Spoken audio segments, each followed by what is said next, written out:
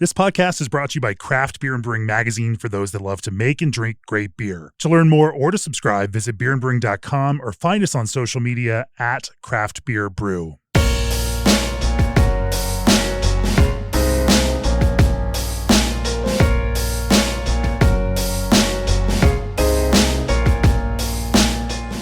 I'm about an hour north of Montreal for today's episode because we're out here close to the farm. Joining me for this episode is Ryan Allen of Macallen Farm and Brewery. Welcome to the podcast, Ryan. Thank you. This is an approach that I do not often see out in the world of beer. You are a farmer and you have a brewery here. You are growing your own barley. You are growing your own hops. You are growing your own fruit that makes its way into the beer. We are going to talk about estate brewing with estate-grown ingredients. You also raise animals and have a whole farm business that's not just attached to the brewing. Brewers in Montreal highly recommended you. There are some folks that are big fans. Like, he is one of the most interesting people in all of Quebec to talk to, and certainly have a different kind of perspective that connects to all of the agriculture around beer. When I reached out to you, you responded to me as like, I was just listening to the New Zealand episode of the podcast, and so you're also familiar with what we do, and the magazine, the podcast, and everything else. And that was quite a compliment, that this farmer an hour north of Montreal just happened to be listening and paying attention to what we do. So through the course of this episode, we are going to talk about that connection between agriculture and brewing and the way that you do it, but also what you've learned through those processes. Certainly, about how the grain that you grow works in the beer, certainly about how the hops you grow and breed now and, have then experimented with in terms of pick timing, finding things that, interesting things about varieties that you might not have expected if you had simply used those same varieties from their traditional picking window and traditional terroirs. We're going to kind of dive into that, and maybe we'll talk even about fruit in there too, because I'm curious about that. We're going to talk about all of those things, and I imagine we could talk for well more than an hour. Before we do, for years, G&D Chillers has chilled the beers you love, partnering with 3,000 plus breweries across North America and beyond. They're proud of the cool partnerships they've built over the past 30 years, because brewing doesn't stop at 5 o'clock, and nor do they. They use quality components, expert craftsmanship, and constant innovation. With their 24/7 service and support, your brewery will never stop. Remote monitor your chiller for simple and fast access to all of the information you need, and gain peace of mind your operation is running smoothly. And brewers, what if your yeast could do more than just ferment? With Berkeley Yeast, it can. They bioengineer ordinary strains and make them extraordinary, enhancing the flavors you want and eliminating the ones you don't. Now, in addition to competitive pricing, they're offering free overnight shipping on 5+ barrel pitches. Try it out. If you don't love it, they'll happily refund you. So why settle for ordinary when you can brew with better yeast? Visit berkeleyyeast.com to learn more and start brewing with science on your side. Also, Day in the Life of a Brewer is packed enough as it is, so why not let Old Orchard assist with R&D? Custom blend development is available through their innovative R&D lab. Their bulk division supplies a wide range of beverage segments, making it a one-stop shop for flavoring beer and beyond. More information and free samples are waiting at oldorchard.com/brewer. That's oldorchard.com/brewer. So Ryan, give us the story. You and your wife, you actually are from different countries here. You have two farms, basically, one in northern Vermont, one here north of Montreal. You go back and forth between the two. You are working independently of these artificial political boundaries that separate us. But but at the same time, you have built this very interesting, robust kind of system where you now can add value to the agricultural products that you create through the brewery here. You're actively involved in it. It's a small brewery. You've got a little psycho brew system back there. That's right. And, it's a very manual brewing process that you are engaged in. But it's a fun passion project. I have also heard that you are the hardest working person out here. That your day starts at 4 a.m. and they're like, the other brewer's like, Ryan he's like, he was up at 4 o'clock with the animals. And then, now it's like midnight and we're still drinking. And like, I don't know. They don't know how he does it. So you have some boundless amount of energy. Tell us the story of the farm. Tell us the story of the brewery. Tell us your story through beer. Sweet, man. So, basically I took the farm over from my grandparents in close to 20 some odd years ago. We had a dairy farm back then, and basically went to school wanted to take over the dairy farm. And, as one does now, you have to go to school to become a farmer, just because back then there was no such thing as robots or drones. And now, well, that's pretty much what we're using on the farm. So, efficiency matters these days. 100%, man. Yeah. So during one of those fermentation classes to show us how to make silage and stuff like that, they brought out these little beer kits. And, as one does living in residence and you get beer kits for free, well, you kind of start selling beer to play quarters on Friday nights in college. So I kind of got the bug. I was just like, wow, and you kind of chased it back to how basically everything in beer is grown on a farm. And I was just like, wow, the cows are cool and all, but it's kind of one of the things that maybe I want a brewery at the end of this. So I went back to the farm and basically had to get into the farm, had to have our ideas to where the farm was going. So basically flipped the farm on its ear and got rid of the dairy cows and basically started planting barley and oats and stuff, genetics that would work in Quebec. And slowly but surely still homebrewing, because that's how I got the bug as well. I've been homebrewing forever, like everybody. And started using our own ingredients and seeing basically what the terroir at our place could do. So slowly but surely we started getting... we grow barley for Canada malting, and little malt shops would show up, a couple of distilleries back in the day. That's right. You are actually the farmer on the... Not really. No, it's right. A lot of AI, everybody, it's just... All right. No. It's abstracted from... After a couple beers, everybody's like, oh, that is you. And I'm like, dude, that's not me when you're milling in. Just, it's one of those... So at all. But it's an old wives' tale. 100%, man. No, I don't take credit for that at all. But so all of a sudden we just realized that we could pretty much, we could make a go of this, and we're talking early 2000s here. So, okay. The first wave of this craft thing, and slowly but surely there was more and more breweries popping up in the area. And I'm like, man, I can make this work. But at the end, we still had the farm to run. So I kind of had to start seeing the two aspects of it, of like the animals as well as the crops. I knew the crops I could get into beer, and worst comes to worst, if they didn't make malting quality, well, I could ship them to the cows and the sheep and all that. So that was the backup plan.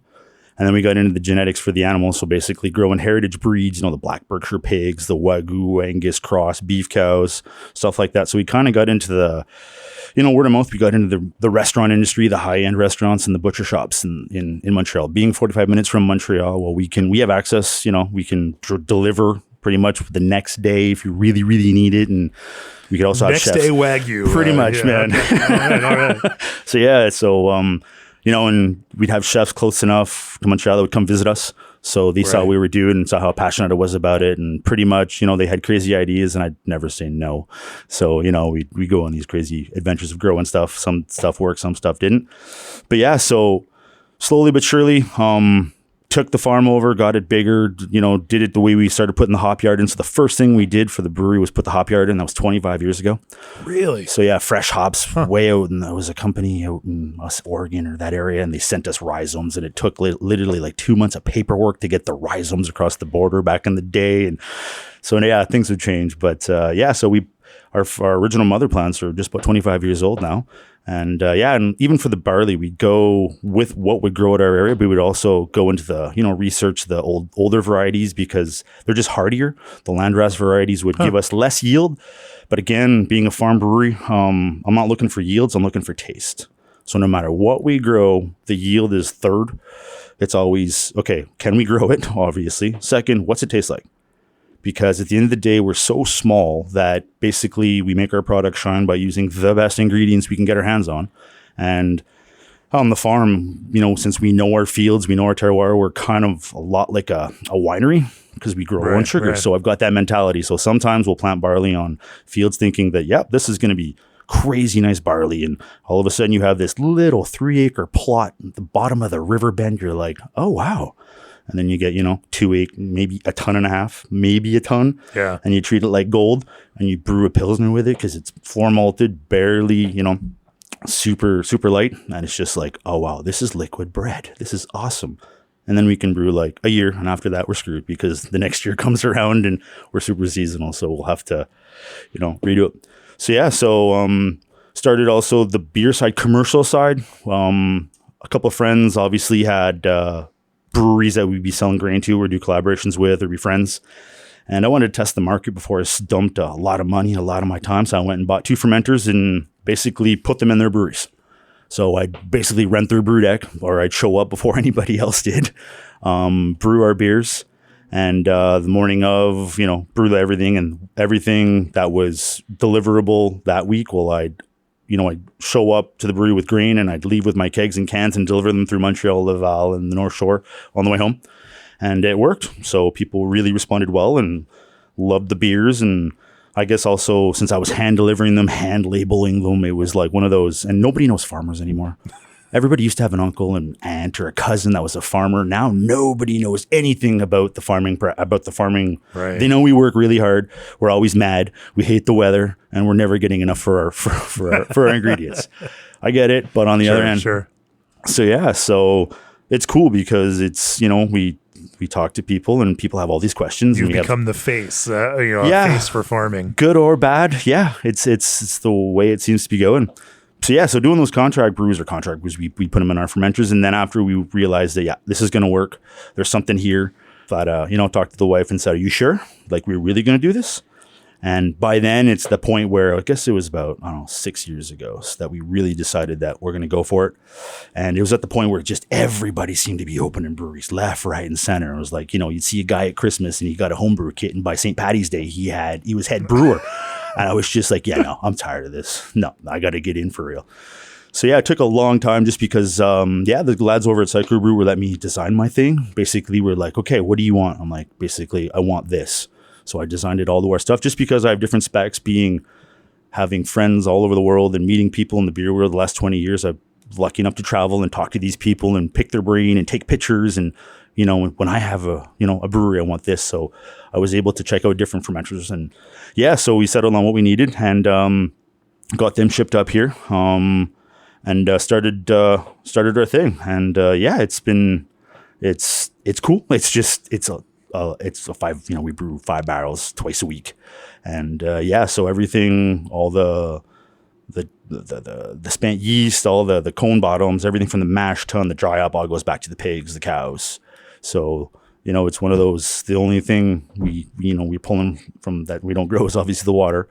And the other reason too is everybody thought it was on the farm. And we were thinking about doing it on the farm back in the day. We were going to build on the farm and do a whole farm and then we realized that a lot of guys do it and realized that those guys don't have animals. And we have lots of animals all out on pasture. So it was kind of like, all right, there will be sometimes a year it's going to smell like shit. I'm like, are we ready? Or there's going to be flies, or our insurance companies, they're going to be happy with like the dude that got kicked in the head because he wanted to milk the bull. It's one of those things that you don't think of when your romantic idea of starting a brewery on the farm, and then you kind of start talking to people. And the other thing too is we got the contract brewing was pretty good, and we'd sell to obviously local shops and restaurants, and obviously everybody knows where I live. It's a farm, so people, if there was no more beer, they'd be like, "Oh, well, Ryan's just down there." So we'd have people stopping by on a random Tuesday looking for beer, and if it's buddies and cool, other farmers, no problem. But, some dude that drove an hour and then gives you shit because you don't have any beer. I was kind of like, that's the last straw. We're going to definitely build the brew house off the farm so that we can just have that sign in the window and go, we're closed. Or if we're open, we're open, So yeah, little life separation. Yeah, you're into it, and that your life intersects with the farming side of your work. Oh yeah, and all 24/7, 100%. You don't need to add the brewery intersection with that on top of it. Yeah, and when it's fun. But at the end of the day, I'm always going to be a farmer with a home brewing problem. Now my home brew, I just had payments at the end of the month to make the home brewing addict thing work. Yeah, but that's the way I look at it, and we're small enough that it works like that. And even if we do get slightly bigger, I'll always have that mentality, just because it's the passion of it. And I always get that going to talk to other brewers and getting inspired and stuff like that. So I think at this size, and we just keep it like this and the way we're doing it, well, we'll keep that fun in it. Because once it's no more fun, yeah. On that subject of fun, like you are the guy, like you're going to open up to the public at 4:00 this afternoon on a Friday. Yep. And you have limited hours on Friday and then Saturday, and kind of that's it for the tap room. Yeah. Where we do 4 hours on Saturday in the afternoon. And this is brand new. We're starting it this week because we just can't keep up on Saturdays. So it's Friday afternoons. And the reason for that is you're pouring the beer. 100%, man. I'm here. Yeah, you were up with the animals at 4:00 this morning, and now you're pouring beer in your own that you brewed. And we brewed, and the difference is because it gets boring on your tractor by yourself talking to your cows, and you only talk to your cows for so long. Yeah, but no, the other part is I have the people that I learned from or my mentors have always, you can. If you don't have to be always there, and depends. There's two schools of thought on this, and I'm always like, even when I still do my deliveries of the carcasses and our stuff into town to restaurants personally, because I have that personal commitment with the chefs. So when it's good, hey man, we're good. We're bros. Everything's cool. And when it's bad or not up to their standards, well, my cell phone rings before I even get home. But at the end of the day, I keep them in tune with what's going on with the farm. So they're part of basically this adventure as well. And I find with the brewery as well here, people have 101 questions about farming. People don't have access to farmers. And I guess we've unofficially taken on that torch of like, I'm a farmer. So this is what we do. And then they'll come in and ask questions about, it must be really hard because my tomatoes aren't doing really well. So it must be really hard for your stuff. And then we get into that. So, and like here we have, it's a brewery, but it's turning into our farm shop because the more it goes, we have our honey for sale. We have our mini little butcher shop that seems to be taken over. So people will come in and you don't know who's coming through that door. Sometimes they just want honey and you're like, oh, okay, cool. And other people are coming and go, wow, I heard about your Pilsner, but oh, wow, we can buy lamb and we can buy steaks and And if stuff's in season and for some reason we have too much stuff at the farm or the restaurants can't take it, well, we'll put stuff here and it's happenstance. I guess it just happened to and getting back to your question about doing everything. I like the hand delivery part. I like we put so much effort into growing the best we can, dealing with Mother Nature, all of the regulations and standards. And, so when I hand deliver it, I feel it's like our handshake. It's like job done. I'm super proud of what I do. And I'm not, if you have any questions, comments or insults, go for it, man. I'm here. It's not a delivery guy. It's not a salesman. It's me. Your energy is boundless and incredible and amazing. And I can feel it even as we're sitting here talking about it. Crazy. Let's talk about, let's pivot and talk about some of the agriculture, especially, I'm curious about, what you have learned over that. You talk about landrace, barley varieties and how that, focuses on flavor and that they might, even if they yield lower, might have a hardiness that, makes them more attractive to you. And obviously the hops piece is going to be really interesting to talk about too. Before we talk about those, both classic and contemporary indie hops, Lorien was developed with crisp, low gravity beer in mind. A nod to the past with an eye to the future, Lorien seamlessly combines traditional elements of European noble hops with an elegant twang of American modernity. Low alpha and squeaky clean, Lorien provides a refined, smooth bitterness to any lager and delivers enticing flavors and aromas of lemon lime zest, fresh melon, wildflowers, sweet hay, and cinnamon spice. Refreshing the past for a present time, Lorien's classic profile and distinct finish are conducive to celebration and appetite and evoke feelings of a grassy meadow near a cold mountain stream. Summer is near and Lorien awaits. Learn more about Lorien and the rest of Indie's varieties at www.indiehops.com. Indie Hops, life is short. Let's make it flavorful. Also, are you a craft brewery looking to elevate your branding? Steel chill cups are the perfect promotional tool. Crafted from 100% recyclable steel and proudly made in the USA, these 16-ounce cups come in vibrant red, blue, green, and gray.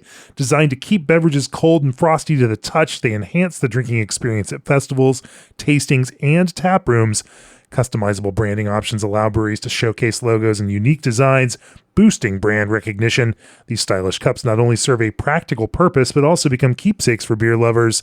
Discover how steel chill cups can put your brand on every pour Visit steelchillcups.com today. So let's talk about the barley program. Ryan, how did you guys start approaching barley? And over the years, I imagine that's developed quite a bit. Yeah. But talk to me about this idea of using lower yield, higher flavor barley. Because yield is one part of the equation, but also its ability to withstand temperature variations. Obviously, in this world of rapidly changing climate, we're seeing low and high spikes. Yep. More of a consistent average. And if we don't have crops that can also deal with that, then yield doesn't matter at all. Exactly. Then you get nothing, and or you don't have grain that even makes it up to malting standards. Right. Talk about working through that process up here.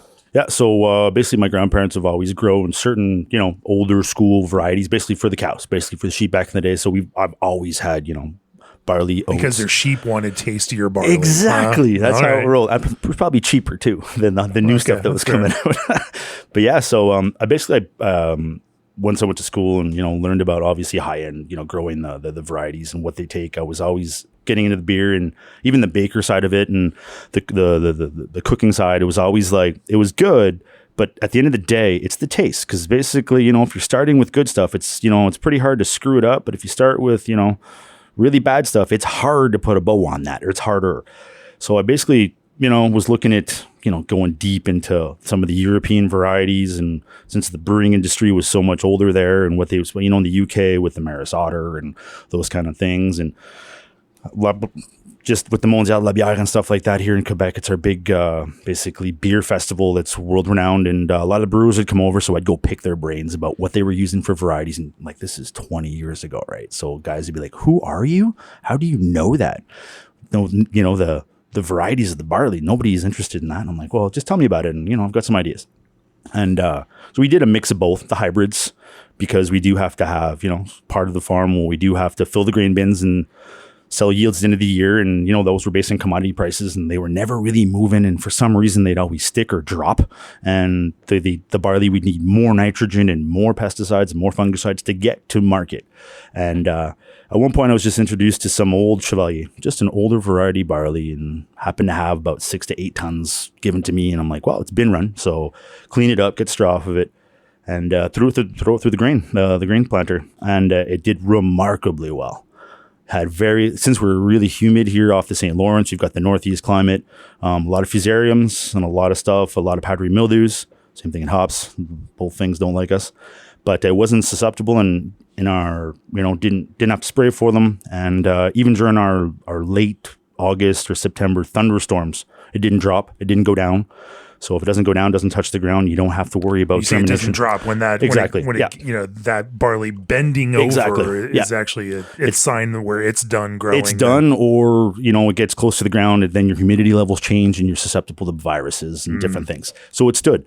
So I went through the combine really well, and it was just bulletproof. It was like we didn't get any grains cracking. The protein levels are great for malting. It malted up.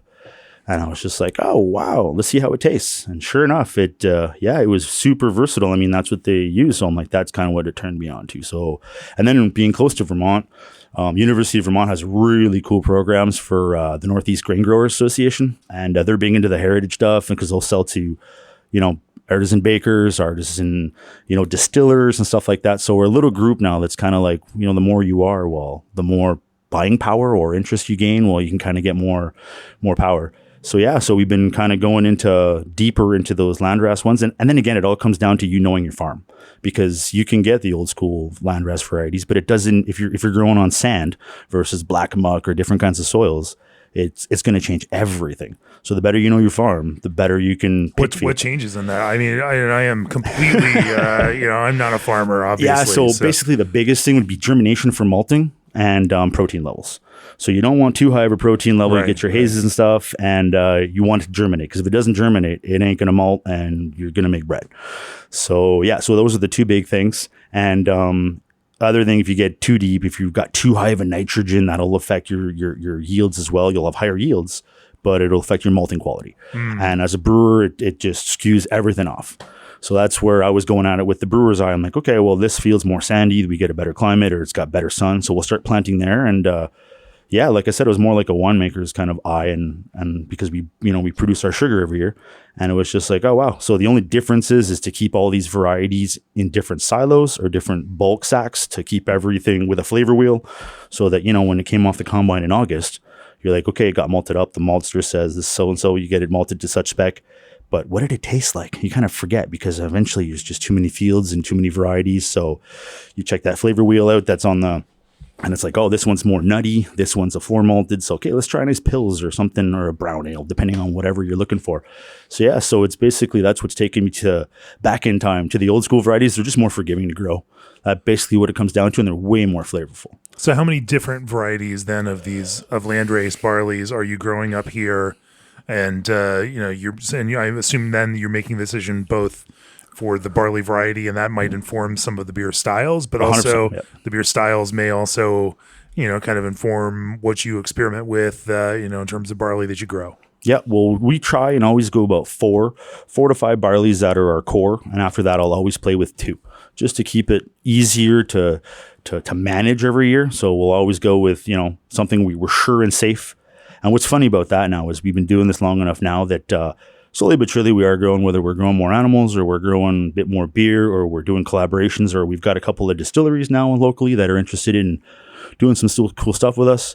So their neighbors are kind of knocking on the door going, hey man, I buy your beer and I drink it, and when I'm checking the fields in the pickup truck, but like, could my field's next to yours, can I grow some and maybe you'd buy it? I'm like, hell yeah, that'd be really cool, because there's always insurance in that, because if we get a thunderstorm or a tornado and it goes through my field, well, at least we've got the neighbors still. So that's what's kind of fun that's been happening in the last few years. You've got neighbors that are more and more involved and want to be part of the adventure, I guess it is. So for me, it's fun. It's just like, it's I'm passionate about something, and especially a farmer, it's really hard to get a farmer to change his idea. Once his idea is made, it's pretty hard. So it's kind of cool to see guys coming around. So Chevalier is one of your big varieties. Yeah. Are there any other key varieties that you use? We'll grow some BB 112, and there's also a little sister to Maris Otter that we've been doing for the past 2 years. It's iffy. It'll grow 3 times out of 4. And no. Yeah. And the other thing, we're right on the line for winter barley, which means winter barley you seed the year before, so you seed in the fall. We get lots of snow, lots of frost and all that, so that's good for it. And it's the first thing to green up in April.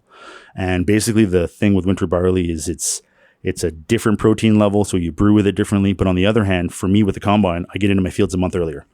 So that leaves me open to replant something in that field and just about get 2 yields out of that same field, if it works. But we're right on that line where some fields you need a good 3-4 feet of snow before those minus 40 hits. So it's iffy, especially with the climate changing. So sometimes it works, sometimes it doesn't, but we're more and more getting into the winter barley now.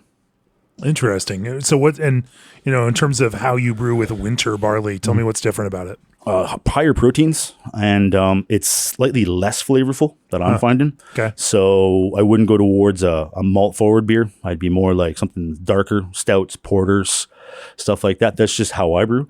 And then again, seasonally things change, because even though we grow in these varieties, every season's different. So every season will throw us different tastes. So as a brewer, it's one of the hardest things to keep consistent now. So every year we go and do a pilot batch of every recipe to readjust, because every year. Yeah, every year. Yeah, it changes that much, because my Pilsner was based on a SRM with a protein level of this at a germination rate at that. So sometimes we'll have to mash higher, mash lower. Rarely change yeast, but it's happened just because it threw weird chlorophyll, just depending. So yeah, it's crazy, man. What? Yeah, once you open this Pandora's box of flavor, and like I said, it's all about taste, man. It comes down to taste, and you gotta to replicate that from the field is one of the hardest things, because it's Mother Nature. So we plant it and grow. What are some of the factors that affect that? I mean, now you've got a decent body of data and knowledge from many seasons of growing these.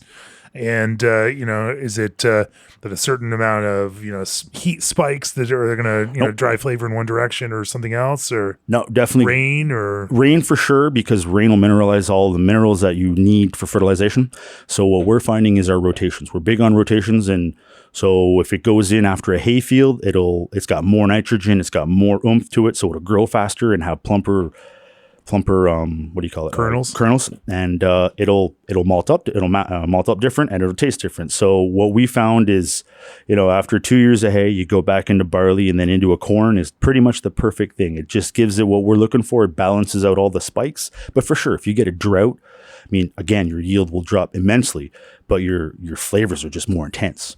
So it's one of those things. It's definitely rotation for us, and since we have the animals, we're massively using all the manures we have, so it gives it a very different mineralization, different fertilization program. And since we're doing lots of rotations, we're not spraying, so we don't have to spray because we don't have the infestations of doing barley on barley on barley. So by doing rotations, you break up basically those infestations because you're constantly having a different crop, which means you have a different insect, but they don't have time to pile up and hurt your crop. So they're just there because we need insects, but they're not bad enough they're not like locusts that are just going to decimate your barley field because it's been 5 years and they've been building up and building up. So so it's basically come down to rotation and definitely having the animals. By having that manure spread every year on those crops, it definitely has a different kind of nitrogen and stuff you buy in the fertilizer wagon. It's different. There's a part of that magic that I don't know. I don't want to know. It is what it is, man. Sure. So yeah. So then you're doing test brews every single year for all of these core beers to see how, this year's barley crop figures into it. What is when you, from a sensory perspective, and I imagine, you're both looking at the mechanics of the barley, but you're also looking at that kind of flavor and expression. From a sensory perspective, like, what is the variation? Obviously the flavor of the barley impacts the flavor of the beer. Yeah. But for you, going through tasting that barley, seeing that difference of change, like, if you're looking at that spider graph of flavor, like, just, what are some of the kind of key things that tend to change on that? And then, like, what is the degree of change on all of those? Yeah, it'll definitely be, it'll go from the breadiness that you're looking for, the liquid bread, if you will, to almost like a minty chlorophyll aftertaste. And then again, because we're doing that to also find out what mashing temperature would be good. So we'll go from the low 50s to the high 50s, and we'll change our water profile as well. So that's the other thing. So sometimes we can have a beer that was malted up, that was supposed to be a Pils yeast and something nice and light, and it's just got that edginess that you're like, damn, that's not quite. So now with all the brewing software you have on your phone, you kind of go, okay, I want to balance this out more, calcium, gypsum, stuff like that. But again, you have to have that baseline of at your brewery. So it took me a good 3 or 4 years of just brewing here, just straight up, okay, nothing's on fire. We got through the brew day, nothing exploded, it didn't burn anything, and kind of go, okay, then you kind of make your baseline and go, okay, and I'm meticulous of taking notes. So for fermentation stuff, you can on your phone now, like I said, we have it all those apps, and it's just like you can follow it and go, wait, that's weird. Why did she pick there? We oxygenated the yeast the same. We mashed the same temperature. We did our same acidification. And for some reason, there's something wrong there. So it's one of those variables that we can, with all this data we have now, we can pretty much pinpoint and use it for the next year's brew, or talk to people that, that we deal with that will malt up their stuff and stuff. How does changing your water profile affect the way that different crop of the same barley variety? The softness of how the sugar, because basically obviously we're extracting sugar, just I call it puffiness or softness of it. The softer the water, obviously it'll create a more balanced floral extract. And the higher we go, and if we have to use lactic acid, well, you're kind of, to balance the pH, it's kind of taking a bit of that away from it. And some varieties of the barley are just way better at taking that. And I don't know why. We're not at the point where, some varieties, like I said, are bulletproof. You can just put them through the mill and throw them in at 155, maybe forget your lactic acid or not. And it just pops out pretty much what you thought would happen. And there's others that you just got to baby. And the ones you baby are the ones that really shine. In your beers, you're like, oh, wow. Yeah. And then, we'll always grab some normal Turo and just try and replicate that recipe just to see some commercial Turo. And yeah, you can tell the difference. So if I can tell the difference, that means what I'm doing the summer before mattered. What would the difference be for something like that? I just find it's just less. Like I said, it's a more balanced sugar. It's just more bready. it just comes off as a more maltiness. So, without using yeasts that are more malt driven, it just comes off cleaner and just more balanced for the maltiness. Is any of that actually track back to your malting process and not just the barley variety? Possibly. Because you're malting down at a malt house in Vermont, right? Yeah, we've got a couple. We deal with 3 or 4 different ones. So yes and no, because since they're all different, well, they all have different processes. But on the other hand, we, make sure they're all come off the same pretty much. So you have a consistent recipe that you want malted for those that you give to those malt houses. Yeah, and out of I guess 2 years ago, we started malting at home. So we've got a little pilot malt system. Yeah, we'll do half ton at a time. Because you needed more work. 100%, man. It's just it's one of those things, man. Passion. Watch what you wish for. But yeah, so that's also one of those cool things and we're doing super small batches and just very inconsistently.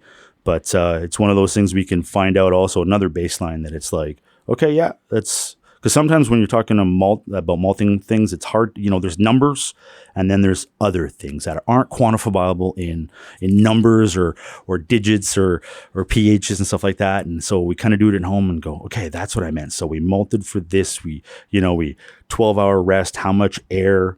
How did we, did we start high? Did we start low for the heat? How did we dry it?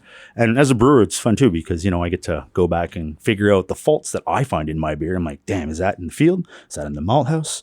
Or was that me at the mash tun? So, yeah.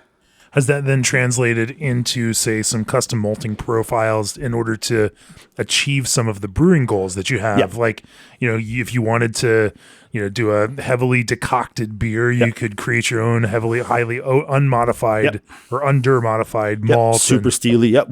And with as we're on the combine and, playing with the barley, obviously at harvest, I'll make notes, and for the people that malt for us, we'll be like, all right, this one is going to be Pils. It's guaranteed a Pilsner. Don't even talk to me about a caramel or it's Pils.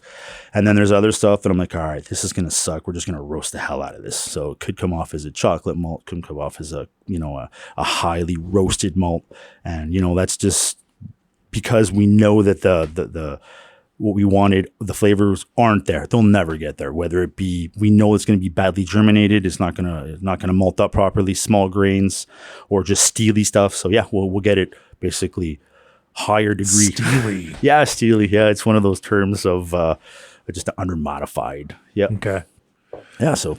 And have you done any other kind of customizing for specific beer styles that you just like to brew?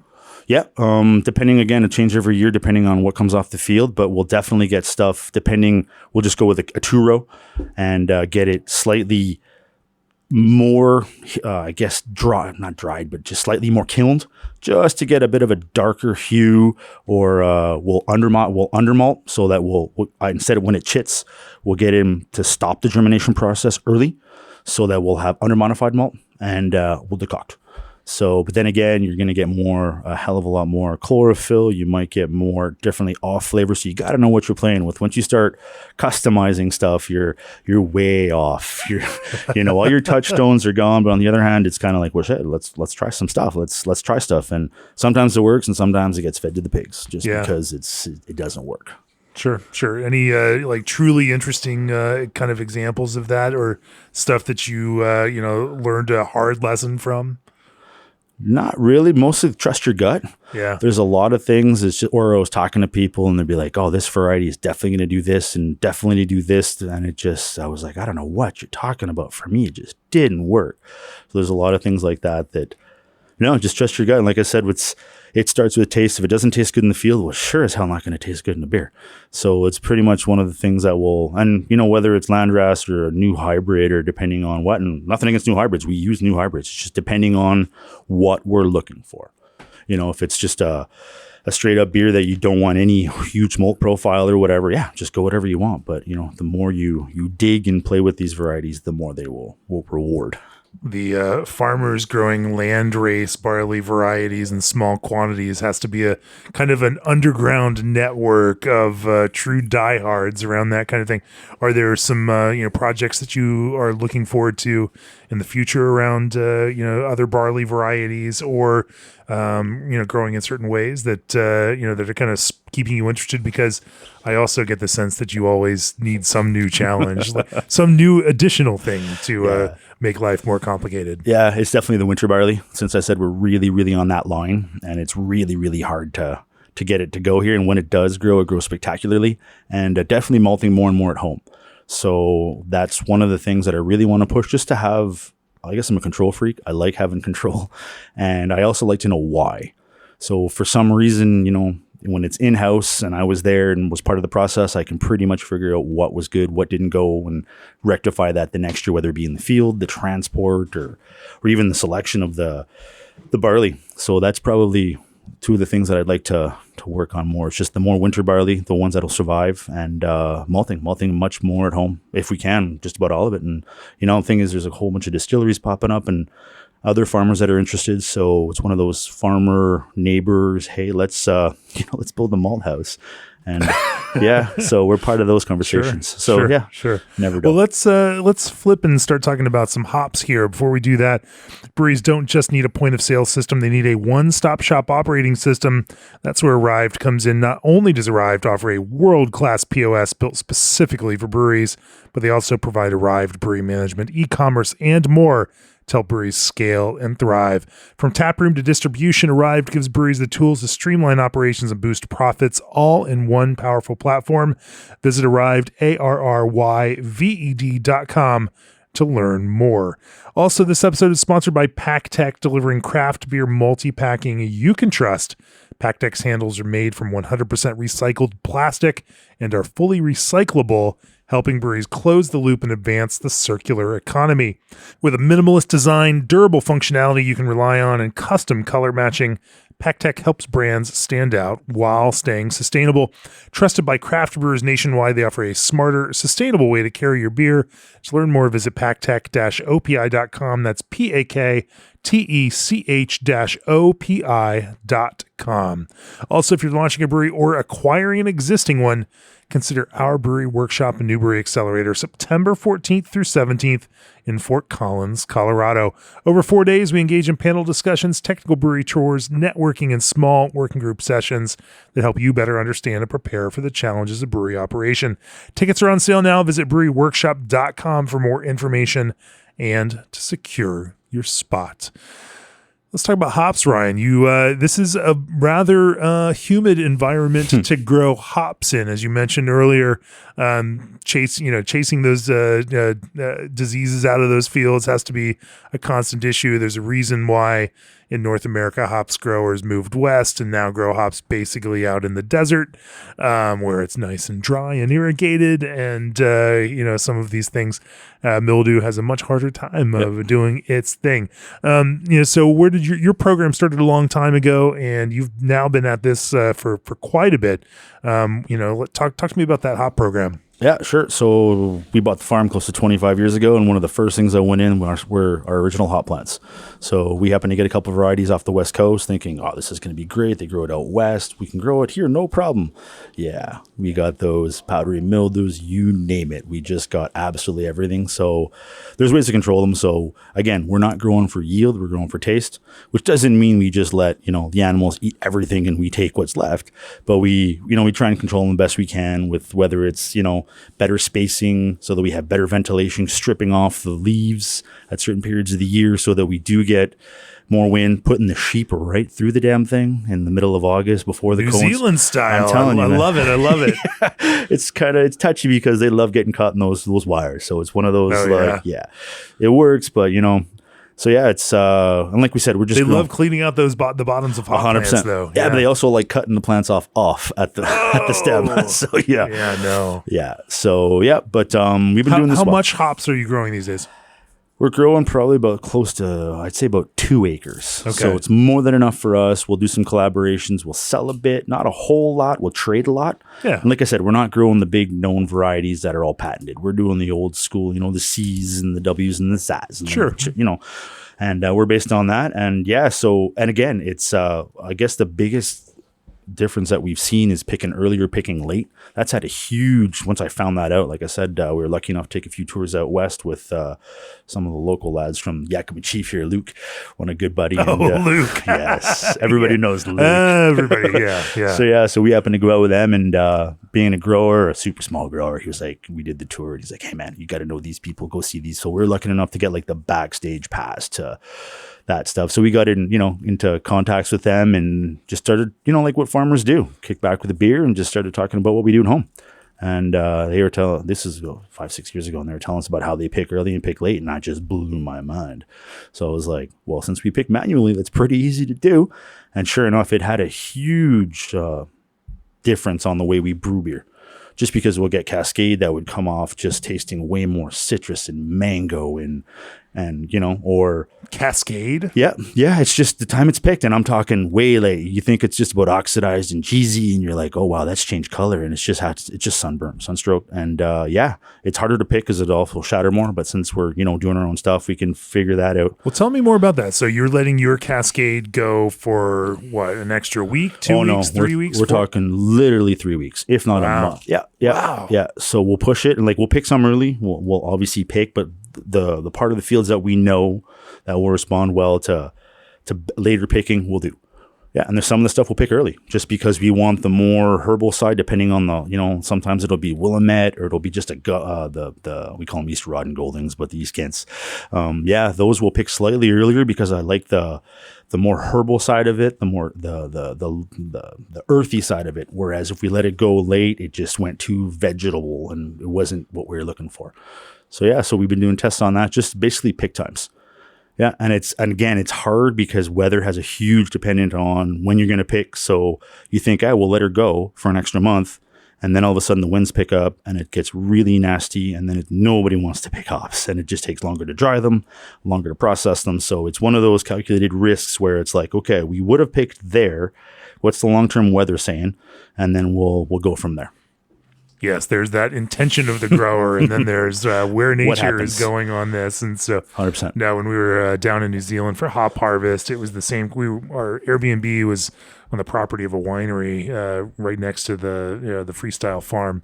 And, for them, they warned us. They're like, we may be harvesting, and if the weather is bad, we may be, or looks like it's going to be bad in the, that week, we may be harvesting until 10 o'clock or midnight, because if we need to get grapes off the vine, because that's just how it goes. And obviously it didn't work out. We had a wonderful time, and they were able to harvest in the daytime. Sure. Nice. Everybody's happy. It's good weather. Everyone's happy. But when you then start seeing that coming, you respond to that. And then, but then you have to look even past what that initial storm or whatever might be, or heat spike for that matter. Exactly. And then, and think about how that's going to look down the road. Exactly. So we're always got an eye on the weather and an eye on the plants, and then going, okay, what's the calculated risk we're willing to take? And being small and I guess liking a challenge, I'm willing to push it more just so that I can see what that, how far can we really push it? And it's like, okay, no, that was our max. We can't do that again. That didn't work. Or the opposite, we started way too early, and it's like, no, this isn't good. Just, and then again, since it's that time of year, it's always around end of August, they start turning, and mid-September, we're rolling. But in mid-September on the farm, everything's rolling. Sure. So all it takes is one, the dryer goes down or something, and it's like, oh, wow. And that's on top of the weather. So it's, it's one of those things where you have great intentions, and then you just kind of figure out how to make things work for the best. Sure. 2 acres of hops, not the biggest challenge to harvest. So not at all. You've kept it manageable in that perspective, 100%. And it's really just a way to grow ingredients here. Yep. So then are you using mostly whole cone then, or do you pelletize your own hops too? No, we'll mostly go all whole cone. We will pelletize a little bit just for kicks and giggles because we have it, and it's good for the dry hop inside. But if not, we'll mainly go whole cone. Yeah.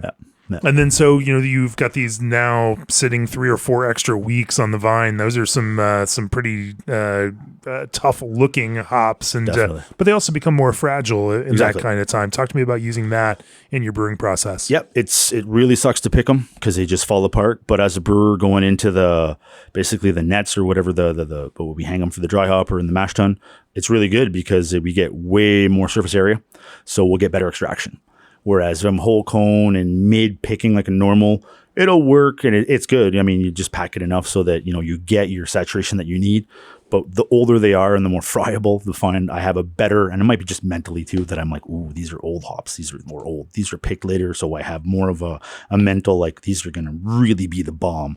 But I just find we get better extraction when they're later on. Interesting. Yep. One of those weird things that you find when you're playing with hops that you shouldn't be. Interesting. No, I mean, obviously, and I think I'm guilty of it too. You look at, a hop field that's very green, that would be your ideal there. And, if even brewers doing some selections look at the hops and they're kind of brown and, it turns you off immediately just visually. Yep. But interesting to think that, past that kind of visual cue, there actually could be good flavor and aroma pieces. 100%. All depends on the beer style you're brewing. Like I wouldn't brew a Pilsner with brown hops, right? But if we're going towards the IPAs or anything, that you want to go that way more, you're looking for the citruses, yeah, it's an option. But yeah, I wouldn't be going. Does that longer hanging, piece, optimize more for fruit over some of the green herbal character then? I mean, as they dry out, you lose some of that kind of chlorophyll and some of that green note. Yeah, you'll get definitely more fruit forward and slightly estery. So again, it all goes back to the recipe and the beer that you want to brew with those kind of hops. Interesting. Anything else to the hops? Are there some varieties that you found are really kind of fun and work well up here, or are they you're just using some of these classic C hops that'll actually live through it? Mostly the old school, the Saaz, the Willamettes, the Goldings, and stuff like that. Basically, the Cascades. Right. Mostly, we've been playing with those, and slowly but surely we've been, breeding back. We get, since they're old varieties, we can get our hands on some of the male plants, and every now and again we'll start crossing stuff and kicks and giggles, and we'll try that, but it's nothing commercial. It's just for me, having fun with stuff like that. But yeah, it's led to some pretty cool crosses of just different, daughters of this and daughters of that, and you're like, oh wow, that's kind of cool. We'll keep a couple of those around and keep some rhizomes, and maybe we'll add a couple of rows over that way. And then again, you've got to get through how do they grow as well. I mean, they can taste great and, the crosses are good, but if they're susceptible to something and they're just way too much work than what they're worth, well, you've wasted 3 years of your life, so keep it small, keep it small and fun. Is there anything to the terroir up here that, affects some of these classic varieties? Obviously we've talked about over the years with brewers and growers, the Michigan hop terroir. Even with some of Michigan Chinook, takes Chinook in a whole different direction. Pineapple and whatever else. How does this terroir up here, also at this kind of higher latitude than might be typical for some hops growing? How does that affect things? Yeah, I just find it just intensifies slightly more. So the stuff, your Goldings and your earthy ones will be a lot more earthy, and again, the stuff that's, you want to be more punchy and resinous and piney will be. But I think it's due to our winters. And the difference is we've got our super long summers and, the sun goes down super late. So we've got that. But I think it's also the fact that we get those really deep colds. So yes, we do have, it's more the pest side. So that we don't have those huge, year on year problems with the same pests. When we get good hard winters, it seems to cleanse the soil. And I guess it's a new sheet, but to say that, we can compare ourselves to Michigan, I don't have that much info. I don't know, man. I haven't brewed in Michigan yet. So. That's fair. Well, let's talk about estate fruit then, and how that works its way into your brewing program. Obviously, more and more brewers, brewing with fruit's not a new thing. It's been a thing for, as long as people have been brewing. But, in terms of growing estate fruit means that you also have to process your own estate fruit. Yep. And, so talk to me about how you've chosen fruit to grow there. Obviously, there's only certain fruits that you're going to be able to grow up here in this kind of environment. And so you want to optimize for the place that you're in, and find, beers that those work in. Talk to me about how you think about those two things together. Yeah. So basically it started off with a couple of cherry trees and we'll try these out. And we had a couple of wild apple trees on the farm and plum trees and stuff. And we decided that, we're going back 10 years because we had the brewery idea back then. So we started planting the cherries and the plums and the apricots, stuff like that. But we also, go to certified growers or greenhouses that would have crosses that grow in our 4B, area. So we have an apricot, but it doesn't get more than 4 feet high. It's super bushy, but we get half the yield and the fruits are small. But everything else, the way we process is at the beginning, we were just freezing everything whole. And we still do that for the main parts and use them in our fruit beers, obviously. But lately what we've been doing is juicing them down. So it's that extra thing at harvest, but it's easier as a brewer to use the liquefied, basically the juices. I can tell my sugars, I can get my baseline, the tastes. And also by doing that, we'll keep all the skins and we'll freeze them separately. So what we'll do is we'll fruit a beer, bring up the fruit it with the liquid, and we'll use the skins of that same fruit to adjust color. So so we'll ferment out the beer with that liquid with obviously the juice, and then depending on what color the beers, or if it's not the right, like a blueberry beer, it's super hard to get blueberry to go purple. Right. But if you keep the skins and let the skins sit in contact, kind of like a red wine, let the skins sit in contact. Especially we're doing those with the barrel aging, so it's fun. And we can really adjust the color and really make that the color pop just by using all those extra skins. And then again, all those, the extra fruits that's gone through the fermenter and the skins all get fed back to the animals. So it's one of those, we use everything we produce. But so it's basically, don't put any hops in that. Put it in a clear bottle. Market it as skin contact beer, and those natural wine hipsters are just going to eat it up, Ryan. They're going to eat it up. There you go, man. I get you. So basically we've been going heavily on the lots of cherry. The cherries go really, and they're a Montmorency cherry, so they're sour-ish. So you got to make a beer style in consequence, or have a sugar, back sweeten it, figure out how you want your recipe and stuff like that. But the plums and cherries and blueberries. We've got a neighbor that's got a massive blueberry farm, and we'll use the blueberries that don't quite hit market. The nice big purple ones he keeps and obviously sells them at the farm stand, and the stuff that's not so good, it's like, hey man, I'll take those for sure. We'll make beer. So and like I said, slowly but surely, we've got neighboring farmers that are like, that grow fruit or grow whatever, and they're like, hey man, I got an idea. I'm like, sure. Why not, man? Let's do it. So it's I guess. Are there some interesting examples of those fruits and how they've reflected in beers or specific brewing projects? As in good things or bad things, or there's no bad things. No, you'd be surprised. But no, I would say that even those projects that may not have been successful are still learning opportunities. You're right. And everyone here listening to the podcast is trying to learn. So that's true. For us, there's no bad things, even if it might have not been so great for you. We used tried to do a blueberry pale ale, and used our the ringwood yeast and the whole deal, and it just came out. It just was bad. It just was like liquid vomit, and it wasn't an infection. It was just the whole blueberry clash with the yeast, and it was just like, oh wow, that's not going to work. No. But no, we try and we'll try and go in with the recipe in my head before, and tweak it as it goes along. That's the thing. It's like we can make fruit beers that technically are unfeasible because they would cost way too much if you were to buy these from your local farmer, your farmer's market. It's just, again, so it's like I'll dump in what the recipe says for the fruit and go, nah, how much do we have in the walk-in? Is there any more of this? And just, what the hell, let's go. And keep dumping in fruit, and you're like, that's true. I better check on that. And, take a sample and go, oh, wow. You smell it before you taste it and go, oh, wow. But that's because we produce the fruit. You know what I mean? It wouldn't be economically feasible to brew those beers if you were to buy them. But then again, I guess that's one of the perks of growing your own fruit. And and those are usual seasonals. So we'll crank them out once or twice a year. max. So it's one of those things. It's like, okay, we had a good year. We're not going to do another batch. We'll just intensify the hell out of this beer. And instead of being 6, well, it's 12% alcohol. It's just one of those things of having your own sugars. Sure. Do you pick those fruits for just, their typical traditional ripeness or? Yeah. That's the harder part here is since we got to, beat the wasps and all that. So, and you don't want to be picking nasty cherries in July. It's just not fun for everybody. So we'll go with normal picking procedures. And it's just nothing changed. Not like the hops. It's just, okay, they're ready, go. And don't stop until we're done.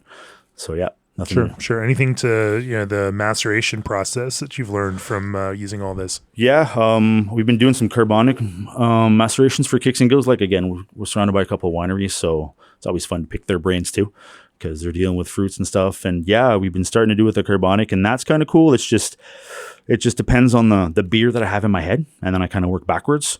And sometimes it's just not worth the time. I mean, sometimes it is, but since they're seasonal so far, it's not something I've like massively. And you're doing a carbonic maceration, not just with grapes, but with other fruits? Yeah, with the fruits. Yeah, with the fruits basically, and just, keeping her going. Mixed fruit, sometimes we'll just do one variety, and sometimes we'll just mix multiple varieties of fruits, and knowing that'll be our base for the fruit, and then transfer.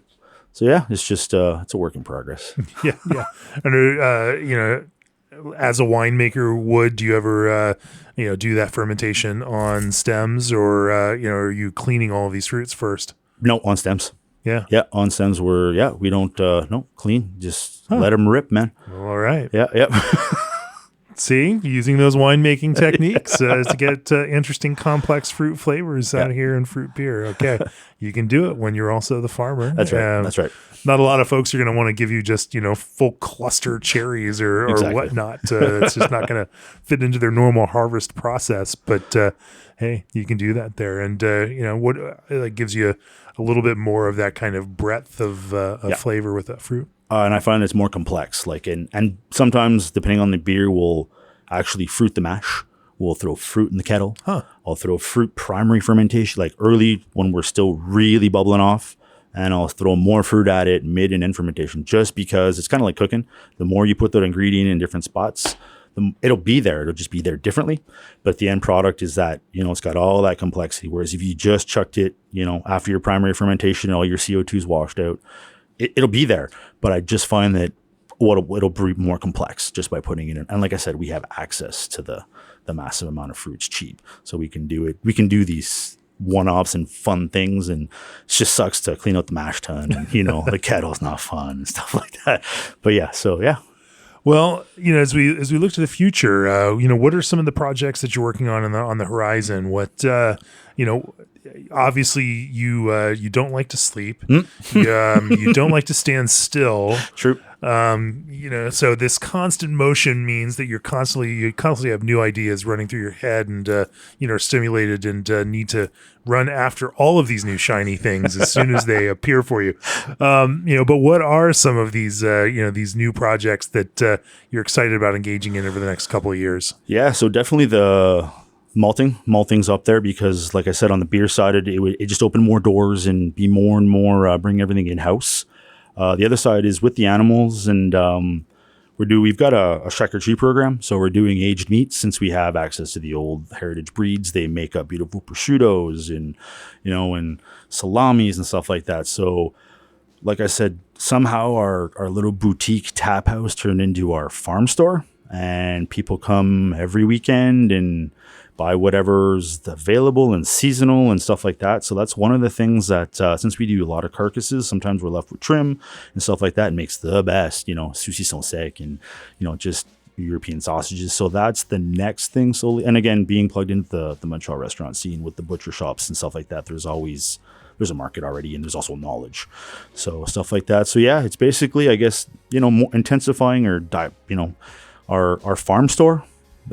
Just having when people come to see us, have that much more, to see and look at and talk to us about. And yeah, so those two things are probably top of mind. I'm getting hungry just talking about it.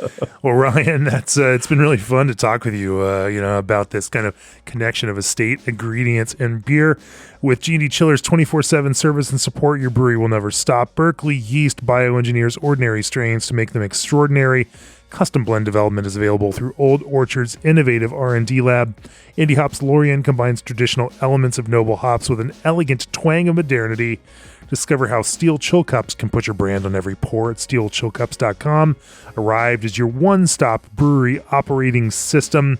PackTech is trusted by craft brewers nationwide for their smarter, sustainable way to carry your beer.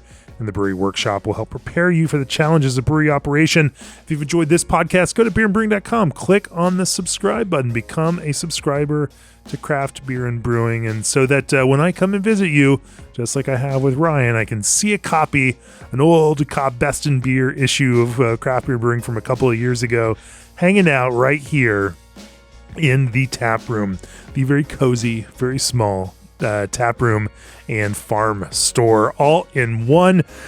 Ryan, if people want to learn more about Macallen, the meat that you grow, all the other things that you grow, and of course the beer that you make here, even though we really didn't talk about brewing beer very much on this one. Oh, well. That's okay. That's okay. We talk about brewing all the time. There we go. We got to talk about ingredients this time, which is a little bit different. Where can they find you both here in real life and also out there in the digital space? So real life, we're about 45 minutes, an hour north of Montreal at basically, you can find us on Facebook at Macallen Farm and Brewery, or in French, Macallen Ferme et Brasserie. Instagram, the same thing, same account. So yeah, we're and local. If you're in the Montreal area, definitely at the restaurants and local butcher shops, you'll see our emblem and our green emblem, or the Irish, the shamrock, and it's pretty much it follows us around. So we're pretty much plugged into the city.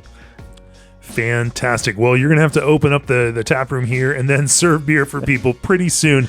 We're going to wrap this up. It's been wonderful talking with you. Cheers. Thank you. Cheers.